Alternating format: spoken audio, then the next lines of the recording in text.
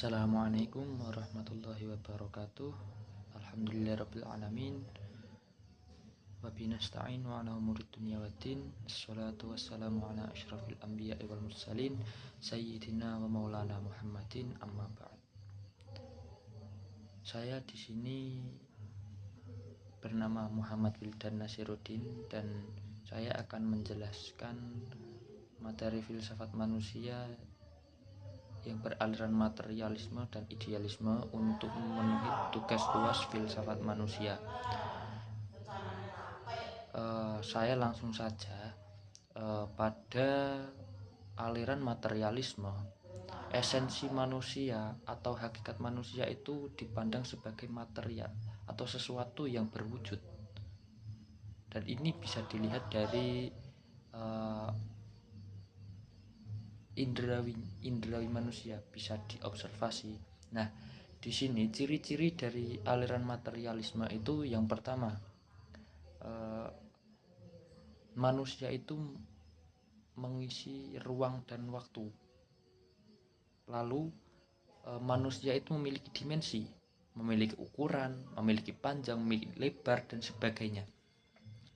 Nah, lalu manusia ini bersifat objektif.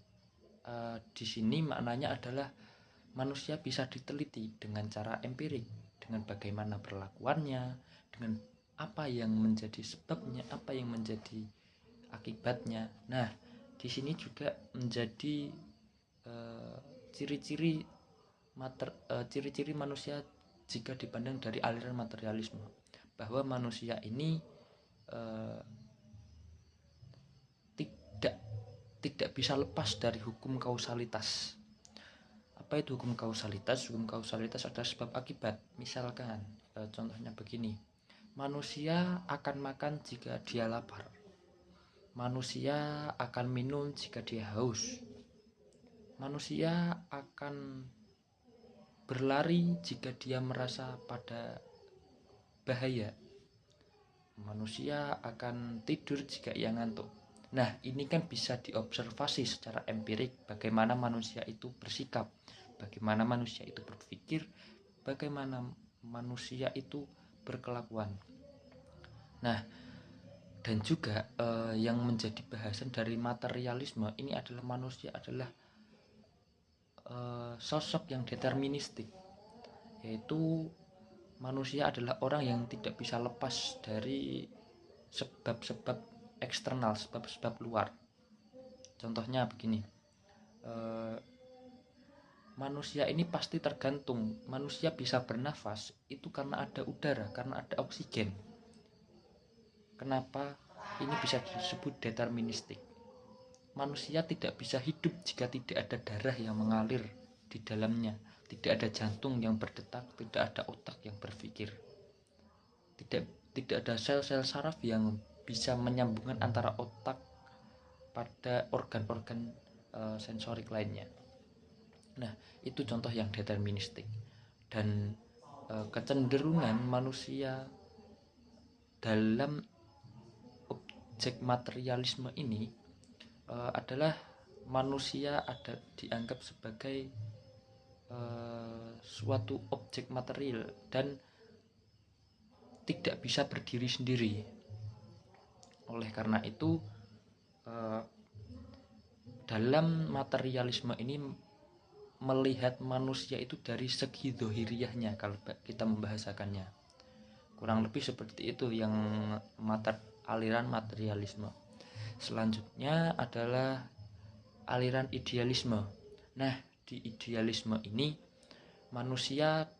esensi dari manusia itu adalah jiwa atau spirit dari manusia itu sendiri. Manusia itu bisa dianggap manusia jika ia memiliki jiwa. Jika seseorang tidak memiliki jiwa, maka ia tidak dianggap manusia. Itu sama saja dengan mayat. Kurang lebih begitu.